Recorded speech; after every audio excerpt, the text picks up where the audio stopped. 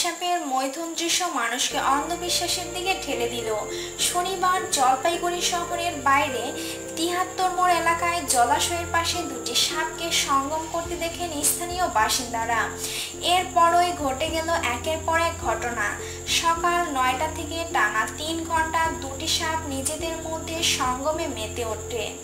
স্থানীয় বয়স্ক বাসিন্দা মতিলাল বিশ্বাস জানান, বর্ষায় দুই সাপের এই মিলনের সময় লাল সাদা কাপড় ফেলে দিলে সাপেরা সেই কাপড় নিয়ে মিলন করলে সেই কাপড় নাকি পবিত্র হয়ে যায়।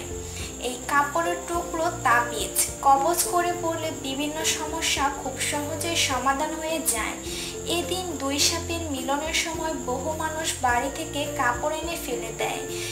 মিলন শেষ হলে সাপেরা এলাকা ছাড়া হওয়ার পর যে যার কাপড় নিয়ে চলে যান। জলপাইগুড়ি সায়েন্স অ্যান্ড নেচার ক্লাবের সম্পাদক রাজা রাউন্ড জানান, বর্ষার সময় বিভিন্ন প্রাণীর সঙ্গমের ঋতু। সঙ্গমের জন্য এলাকা দখলের লড়াই হাড়হামেশাই গ্রামগঞ্জে দেখা যায়।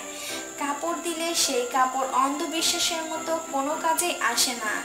এই একবিংশ শতাব্দীতেও যে আমাদের রাজ্যে তথা দেশের জনমানুষের কুসংস্কারের প্রভাব প্রবলভাবে অবস্থান করছে, তা আরও একবার নতুন করে সামনে নিয়ে এলো এই দিনের ঘটনা।